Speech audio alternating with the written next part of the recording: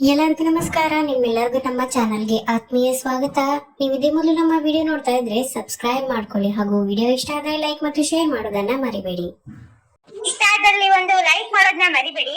ಸಂಚಿಕೆ ಶುರುವಿನಲ್ಲಿ ರಚನಾ ತೇಜಂಗೆ ನನ್ನ ಹೆಸರು ಇರೋ ಎಲ್ಲ ಆಸ್ತಿನ ಯಾರ ಹೆಸರು ಬೇಕೋ ಅವ್ರ ಹೆಸರಿಗೆ ಟ್ರಾನ್ಸ್ಫರ್ ಮಾಡಿ ಆ ಪತ್ರನ ನನ್ ಮನೆಗೆ ಕಳ್ಸ್ಕೊಟ್ರೆ ನಾನು ಸಿಗ್ನೇಚರ್ ಮಾಡಿ ಕೊಡ್ತೀನಿ ಅಂತ ಹೇಳ್ಬಿಟ್ಟು ತನ್ನ ಭೂಮಿಗೆ ಹೊರಟೋಗ್ತಾಳೆ. ಆಗ ನಿಧಿ ಬಂದ್ಬಿಟ್ಟು ಜೀವನ ನೀನು ಪ್ರೀತಿಸ್ತಿದ್ಯಾ ಅಂತ ಕೇಳಿದಾಗ ನನ್ಗೆ ಗೊತ್ತಿಲ್ಲ, ಆದ್ರೆ ಕೃಷ್ಣನ ನಾನು ತುಂಬಾನೇ ಪ್ರೀತಿಸ್ತಿದ್ದೀನಿ, ಅವಳು ಇಲ್ದೆ ನನ್ ಕೈಲಿ ಇರೋಕ್ಕಾಗಲ್ಲ ಅಂತ ರಚನಾ ಹೇಳ್ತಾಳೆ. ಆಗ ಆರ್ತಿ ಅದನ್ನೆಲ್ಲ ಕೇಳಿಸ್ಕೊಂಡು ತುಂಬಾನೇ ಕೋಪ ಮಾಡ್ಕೊಂಡು ಒಳಗಡೆ ಬಂದು ನಿಧಿ ನೀನ್ ಹೊರಗಡೆ ಹೋಗು, ನನಗೆ ರಚನಾ ಹತ್ರ ಸ್ವಲ್ಪ ಪರ್ಸನಲ್ ಆಗಿ ಮಾತಾಡ್ಬೇಕು ಅಂತ ಹೇಳಿದಾಗ ನಿಧಿ ಅಲ್ಲಿಂದ ಹೊರಟೋಗ್ತಾಳೆ. ನಂತರ ನೀನ್ ಎಲ್ಲಿಗೆ ಹೋಗ್ತಿದ್ಯಾ ಅಂತ ಹೇಳಿದಾಗ ನನ್ ಮನೆಗೆ ಅಂತ ರಚನಾ ಹೇಳ್ತಾಳೆ. ಹಾಗಾದ್ರೆ ಇದ್ಯಾರ ಮನೆ ಅಂತ ಆರ್ತಿ ಕೇಳಿದಾಗ ರಚನಾ ಏನು ಉತ್ತರ ಕೊಡಲಿಲ್ಲ. ನಂತರ ನಿಜ ಹೇಳು, ನೀನೀಗ ಎಲ್ಲಿಗೆ ಹೊರಟಿದ್ಯಾ ಅಂತ ಮತ್ತೆ ಆರ್ತಿ ಕೇಳಿದಾಗ ನನ್ ಗಂಡನ್ ಮನೆಗೆ ಚಿಕ್ಕಮ್ಮ ಅಂತ ರಚನಾ ಹೇಳ್ತಾರೆ. ಹೌದಾ, ನಿನ್ ಗಂಡನ ನಿಂಗೆ ಜೀವ ತಾಳಿ ಕಟ್ಟಿದ್ದಾನ ಕುತ್ತಿಗೆಗೆ ಅಂತ ರಚನಾ ಅಂತ ಹತ್ರ ಆರ್ತಿ ಕೇಳಿದಾಗ ಅದಕ್ಕೆ ರಚನಾ ತುಂಬಾನೇ ಶಾಕ್ ಆಗಿ ಆರ್ತಿನ ನೋಡ್ತಾ ಇರ್ತಾಳೆ. ಅಂದ್ರೆ ಸತ್ಯ ಎಲ್ಲ ಅಂತ ರಚನಾ ಕೇಳಿದಾಗ ಹೌದು, ನನ್ಗೆಲ್ಲ ಸತ್ಯನು ಮುಂಚೆನೆ ಗೊತ್ತಿತ್ತು ಅಂತ ಆರ್ತಿ ಹೇಳ್ತಾಳೆ.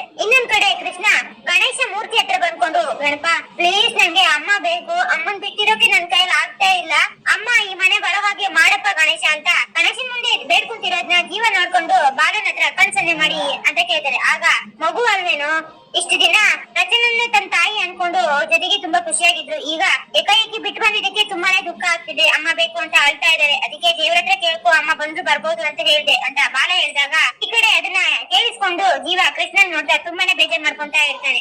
ಹಾಗೆ ಮನ್ಸಲ್ಲಿ ಅಂದ ಸ್ವಲ್ಪ ದಿನ ಎಲ್ಲಾನು ಸರಿ ಹೋಗುತ್ತೆ, ರಚನಾ ನಾವ್ ಹೇಳಿದ್ನ ಯಾವತ್ತೂ ಒಪ್ಕೊಳ್ಳೋದಿಲ್ಲ, ಅವ್ರ ಅಮ್ಮ ಕೆಟ್ಟರು ಅನ್ನೋದನ್ನ ಅವರಿಗೆ ಎಷ್ಟೇ ತಿಳಿಸಿ ಹೇಳಿದ್ರು ಅವ್ರ ಅದನ್ನ ಒಪ್ಕೊಳ್ಳಲ್ಲ. ತಾಯಿ ಮತ್ತೆ ನಿನ್ನ ಆಯ್ಕೆ ಬಂದಾಗ ಅವರು ತಾಯಿನೇ ಆಯ್ಕೆ ಮಾಡುದು, ಅದು ಒಳ್ಳೇದು ಒಂದ್ ಲೆಕ್ಕದಲ್ಲಿ. ಎಷ್ಟು ದಿನ ಅಂತ ಸುಳ್ಳು ಹೇಳ್ಕೊಂಡು ನಾವೆಲ್ಲರೂ ಒಟ್ಟೆ ಇರೋಕ್ಕಾಗುತ್ತೆ, ಒಂದಲ್ಲ ಒಂದಿನ ಬೇರೆ ಬೇರೆ ಆಗ್ಲೇಬೇಕಲ್ವಾ, ಅದು ಈಜಿ ಆಗ್ಲಿ, ಸ್ವಲ್ಪ ದಿನ ನಿನ್ಗೆ ಕಷ್ಟ ಆಗುತ್ತೆ, ನಿನ್ಗೆ ಕಷ್ಟ ಆಗದಿರೋ ತರ ನಾನ್ ನಿನ್ನ ನೋಡ್ಕೊಂತೀನಿ ಅಂತ ಹೇಳ್ಬಿಟ್ಟು ಮನ್ಸಲ್ಲಿ ಅನ್ಕೊಂಡು ಜೀವ ಕೃಷ್ಣನ ಹತ್ರ ಹೋಗ್ಬಿಟ್ಟು, ಕೃಷ್ಣ ನಿನಗೆ ನನ್ ಜೊತೆಗಿರೋದಕ್ಕೆ ಬೇಜಾರಾಗುತ್ತಾ ಅಂತ ಕೇಳ್ತಾನೆ. ಆಗ ಯಾಕ್ ಬೇಬಿ ಆತರ ಕೇಳ್ತಿದ್ಯಾ ಅಂತ ಹೇಳಿದಾಗ ಮತ್ತೆ ಮುಂಚೆಯಿಂದನೂ ನಾನು ನೀನು ಬಾಲಮ್ಮ ಮೂರೇ ಜನ ತಾನೇ ಇದ್ದಿದ್ದು, ಇನ್ಮೇಲೆ ನಾವು ಹೀಗೆ ಇರ್ಬೇಕು, ಆದ್ರೆ ನೀನು ಮುಂಚಿನ ತರ ಖುಷಿಯಾಗಿಲ್ಲ, ಇವಾಗ ಯಾವಾಗ್ಲೂ ಅಮ್ಮ ಅಮ್ಮ ಅಂತಾನೆ ಇರ್ತೀಯ, ಅದ್ರಿಂದ ನನಗ್ ಬೇಜಾರಾಗಲ್ವಾ? ನೋಡು ಅಲ್ಲಿ ಬಾಲಮ್ಮನು ಎಷ್ಟು ಬೇಜಾರ್ ಮಾಡ್ಕೊಂಡಿದ್ದಾರೆ, ನಾವು ಯಾವಾಗ್ಲೂ ರಚನಾ ನಮ್ಮ ಹತ್ರನೇ ಇರ್ಬೇಕು ಅನ್ನೋದು ತಪ್ಪಲ್ವಾ?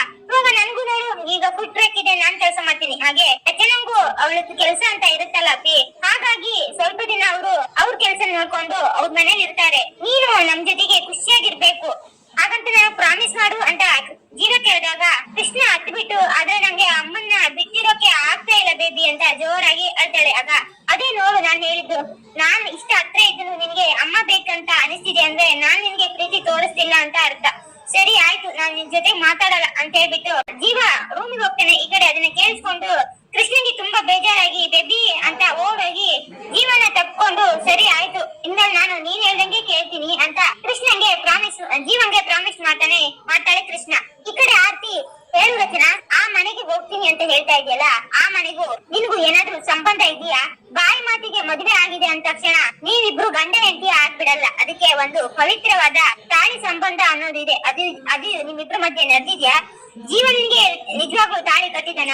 ಇಲ್ಲ ತಾನೆ? ಆಗಿದ್ಮೇಲೆ ಯಾವ ಹಕ್ಕಿಯಿಂದ ನೀನು ಆ ಮನೆಗೆ ಹೋಗ್ತೀಯಾ? ಅದ್ ಹೇಗೆ ನೀನು ಕೃಷ್ಣನ್ ತಾಯಿ ಅಂತ ಹೇಳ್ಕೊಂತೀಯ ಅಂತ ಆರ್ತಿ ಕೇಳ್ತಾ ಇರುವಾಗ ಈ ಮನೆಯಲ್ಲಿ ನಾನು ಯಾವ ಸಂಬಂಧ ಇದೆ ಅಂತ ಉಳ್ಕೊಂಡಿದ್ದೀನಿ ಹೇಳಿ ಚಿಕ್ಕಮ್ಮ ಅಂತ ರಚನಾ ಕೇಳ್ತಾಳೆ. ಆಗ ನೀನು ಈ ಮನೆ ಮಗಳು ಅಂತ ಆರ್ತಿ ಹೇಳ್ತಾಳೆ. ಯಾವ ಅರ್ಥದಲ್ಲಿ? ನಾನೇನು ನಿಜವಾಗ್ಲೂ ಈ ಮನೆ ಮಗಳ? ಅಮ್ಮನ ಹೊಟ್ಟೆಯಲ್ಲಿ ನಾನು ಹುಟ್ಟಿ ಬಂದಿದ್ನ ಅಥವಾ ನಿಮ್ಗೇನಾದ್ರೂ ನಾನು ಸಂಬಂಧಿಕರ? ಹೇಳಿ ಚಿಕ್ಕಮ್ಮ, ಈ ಮನೆಗೆ ನಾನು ಸಂಬಂಧಿಕರ ಅಂತ ರಚನಾ ಕೇಳೋ ಪ್ರಶ್ನೆಗೆ ಆರ್ತಿ ಶಾಕ್ ಇಂದ ರಚನಾ ಮುಖ ನೋಡ್ತಾ ಇರ್ತಾಳೆ. ಇದೇನು ಈಗ ಕೇಳ್ತಿದ್ಯಾ? ನೀನ್ ಈ ಮನೆಯಲ್ಲಿ ಹುಟ್ಟಿ ಬೆಳೆದವಳು, ಇದನ್ನ ನನ್ನ ಸ್ವಂತ ಮಗಳ ತರ ನೋಡ್ತಾ ಇದ್ದೀನಿ ಅಂತ ಆರ್ತಿ ಹೇಳಿದಾಗ, ಹಾಗೆ ನಾನು ಕೃಷ್ಣ ನನ್ನ ಸ್ವಂತ ಮಗಳ ತರ ನೋಡ್ತಾ ಇದ್ದೀನಿ, ಪ್ರೀತಿ ತೋರ್ಸೋದಕ್ಕೆ ರಕ್ತ ಸಂಬಂಧಿಗಳೇ ಆಗ್ಬೇಕಂತ ಏನಿಲ್ಲ ಚಿಕ್ಕಮ್ಮ, ಯಾರ್ ಬೇಕಾದ್ರೂ ಪ್ರೀತಿ ತೋರಿಸಬಹುದು, ಆದ್ರೆ ಅಲ್ಲಿ ನಂಬಿಕೆ ಅನ್ನೋ, ವಿಶ್ವಾಸ ಅನ್ನೋ, ಪ್ರೀತಿ ಅನ್ನೋ ಅರ್ಥಗಳಿರ್ಬೇಕು ಅಷ್ಟೇ. ಆದ್ರೆ ಈ ಮನೆಯಲ್ಲಿ ನನ್ಗದು ಕಾಣಿಸಿಲ್ಲ, ಇಷ್ಟು ದಿನ ತನಕ ನನ್ಗದು ಕಾಣಿಸಿತ್ತು, ಯಾವಾಗ ಒಬ್ರು ಮುಖ ಅವಳ ಕಳಿಸಿ ಆವತ್ತಿಂದ ನನಗೂ ಈ ಮನೆಗೂ ಸಂಬಂಧ ಇಲ್ಲ ಅನ್ನೋ ಅರ್ಥ ನನಗೆ ಗೊತ್ತಾಯ್ತು. ಇನ್ನು ನಾನು ಈ ಮನೆಯಲ್ಲೇ ಇದ್ರೆ ನನ್ನಂತ ಶತಗಡ್ಡಿ ಬೇರೆ ಯಾರು ಇರೋದಿಲ್ಲ, ಪ್ರೀತಿನೇ ಇಲ್ದಿರೋ ಕಡೆ ಹೇಗ್ ಚಿಕ್ಕಮ್ಮ ಇರೋದು? ಅದಕ್ಕಿಂತ ಪ್ರೀತಿ ತುಂಬಿರೋ ಮನೇಲಿ ಇರೋದೇ ಲೇಸ ಅಲ್ವಾ? ಅದಕ್ಕೆ ಕೃಷ್ಣ ಇರೋ ಕಡೆನೆ ನಾನು ಇರ್ತೀನಿ, ಅಲ್ಲಿ ಹೊರಗೊಂದು ಒಳಗೊಂದು ಇರೋದಿಲ್ಲ ಚಿಕ್ಕಮ್ಮ. ಏನೇ ಇದ್ರು ನೇರ, ಒಂದು ತುತ್ತು ಊಟ ಇದ್ರು ಅದನ್ನ ಹಂಚ್ಕೊಂಡ್ ತಿನ್ನೋ ಬುದ್ಧಿ ಎಲ್ರಿಗೂ ಇದೆ. ಅನ್ನೋ ಸ್ವಾರ್ಥ ಇಲ್ಲ ಅಲ್ಲಿ. ಜೀವ ನನಗೆ ತಾಳಿ ಕಡ್ದೇನೆ ಇರಬಹುದು, ಆದ್ರೆ ಯಾವತ್ತೂ ನನ್ನನ್ನ ಮೂರನೇ ವ್ಯಕ್ತಿ ತರ ನೋಡಿಲ್ಲ. ನಾನ್ ದುಃಖದಲ್ಲಿದ್ದಾಗ ನನ್ ಕಣ್ಣೀರು ಒರೆಸಿದ್ದಾರೆ, ನಾನ್ ಖುಷಿಯಲ್ಲಿದ್ದಾಗ ನನ್ ಜೊತೆಗೆ ನಿಂತು ನನ್ ಖುಷಿನ ಹಂಚ್ಕೊಂಡಿದ್ದಾರೆ, ನನಗೆ ಸಲಹೆ ಬೇಕಾದಾಗ ಸಲಹೆ ಕೊಟ್ಟಿದ್ದಾರೆ, ನಾನೇನಾದ್ರೂ ತಪ್ಪು ಮಾಡಿದಾಗ ನನ್ಗೆ ತಿದ್ದಿ ಬುದ್ಧಿ ಹೇಳಿದ್ದಾರೆ. ಇಷ್ಟೆಲ್ಲ ಮಾಡಿರೋ ಅವರು ನನಗೆ ಸ್ವಂತದವರೇ ಚಿಕ್ಕಮ್ಮ. ಯಾವಾಗ್ಲೂ ನನ್ನನ್ನ ಕೂಡಿ ಹಾಕಿ ಪಂಜರದ ಗಿಳಿ ತರ ಬೆಳೆಸಿಲ್ಲ, ಯಾವತ್ತೂ ತನ್ನ ಸ್ವಾರ್ಥಕ್ಕೆ ನನ್ನನ್ನ ಬಳಸ್ಕೊಂಡಿಲ್ಲ. ಇಷ್ಟೆಲ್ಲ ಆದ್ರೂ ಅವರು ನನ್ನಿಂದ ದೂರ ಯಾಕಿದ್ದಾರೆ ಗೊತ್ತಾ ಚಿಕ್ಕಮ್ಮ? ನನಗೆ ತೊಂದ್ರೆ ಆಗ್ಬಾರ್ದು ಅಂತ ಅರ್ಥ. ಯಾವಾಗ್ಲೂ ಹೇಳ್ತಾ ಇರ್ತಾರೆ, ನಿಮ್ ಜೀವನ ಏನು, ಈ ತರ ಆದ್ರೆ ಸಮಾಜ ಮುಂದೆ ನೀವು ತುಂಬಾ ಕಷ್ಟಗಳನ್ನ ಎದುರಿಸಬೇಕಾಗುತ್ತೆ ಅಂತ ಯಾವಾಗ್ಲೂ ಜೀವ ನನಗೆ ಬುದ್ಧಿ ಹೇಳ್ತಾನೆ ಇರ್ತಾರೆ. ನಿಜ ಹೇಳ್ಬೇಕು ಅಂದ್ರೆ ಅಂತ ವ್ಯಕ್ತಿ ನನ್ ಜೀವನದಲ್ಲಿ ಬಂದಿದ್ದು ನನ್ ಪುಣ್ಯ ಚಿಕ್ಕಮ್ಮ. ಅಂತವ್ರ ಜೊತೆಗೆ ನಾನು ಬದುಕು ಪೂರ್ತಿ ಕಳಿಬೇಕು ಅಂತ ಆಸೆ ಪಡ್ತೀನಿ ಅಂತ ಹೇಳ್ಬಿಟ್ಟು ರಚನಾ ಬ್ಯಾಗಿಗೆ ಬಟ್ಟೆ ತುಂಬಿಸ್ಕೊಳಕ್ಕೆ ಸ್ಟಾರ್ಟ್ ಮಾಡ್ತಾಳೆ. ಅದನ್ನ ಕೇಳಿಸ್ಕೊಂಡು ಆರ್ತಿಗೆ ಏನ್ ಹೇಳ್ಬೇಕು ಅಂತ ಗೊತ್ತಾಗಲ್ಲ. ಆದ್ರೆ ಬೆಲೆ ಬಾಳುವಂತದ್ದು ಕೆಲವೊಂದು ಬಟ್ಟೆಗಳನ್ನ ಮಾತ್ರ ನಾನು ನನ್ ಜೊತೆಗೆ ತಗೊಂಡ್ ಹೋಗ್ತಾ ಇದ್ದೀನಿ. ಈ ಮನೆಯಿಂದ ಬಿಡಿಗಾಸು ನಾನು ತಗೊಂಡ್ ಹೋಗ್ತಾ ಇಲ್ಲ. ಯಾರು ಇಷ್ಟೆಲ್ಲ ನನ್ನ ಹತ್ರ ದುಡಿಸ್ಕೊಂಡು ಆಸ್ತಿ ಅಂತಸ್ತಿಗಾಗಿ ಆಸೆ ಪಟ್ರು ಇನ್ಮೇಲೆ ಎಲ್ಲಾನು ಅವರಿಗೇನೆ. ಇದರಿಂದ ಬಿಡಿಗಾಸು ನನಗೆ ಬೇಕಾಗಿಲ್ಲ ಚಿಕ್ಕಮ್ಮ. ನನಗೆ ನನ್ ಕೃಷ್ಣನೇ ಆಸ್ತಿ, ಅವಳು ಮುದ್ದು ಪ್ರೀತಿನೇ ನನಗೆ ಆಸರೆ ಆಗುತ್ತೆ ಇನ್ಮೇಲೆ ಅಂತ ಹೇಳ್ಬಿಟ್ಟು ಅಲ್ಲಿಂದ ಬ್ಯಾಗ್ ಎತ್ಕೊಂಡು ರಚನಾ ಹಾಲಿಗೆ ಬರ್ತಾಳೆ. ಈ ಕಡೆ ಆರ್ತಿ ನಿಧಿ ಹೇಳಿರೋದನ್ನ ನೆನೆಸ್ಕೊಂತಾಳೆ. ಒಂದಲ್ಲ ಒಂದಿನ ಜೀವನ್ನೇ ಆಯ್ಕೆ ಮಾಡ್ಕೊಂತಾಳೆ. ಅವಳು ಜೀವನ ಮೇಲೆ ಅವಳಿಗೆ ಪ್ರೀತಿ ಇದೆ ಅಮ್ಮ.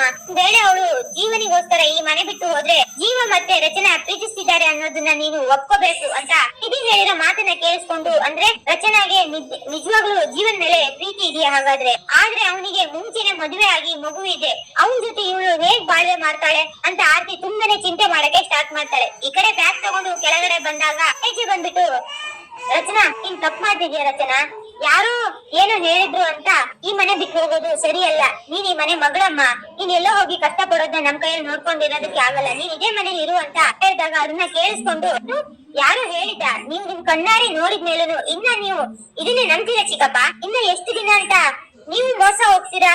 ಈಗ್ಲೂ ಸಮಯ ಇದೆ, ಕಣ್ ಬಿಟ್ಟು ಎಲ್ರನ್ನು ನೋಡಿ ಯಾರು ಏನು ಅಂತ ನಿಮ್ಗೆ ಅರ್ಥ ಆಗುತ್ತೆ ಅಂತ ವಜ್ರೇಶ್ವರಿ ಮುಖ ನೋಡ್ಕೊಂಡು ರಚನಾ ಹೇಳ್ತಾಳೆ.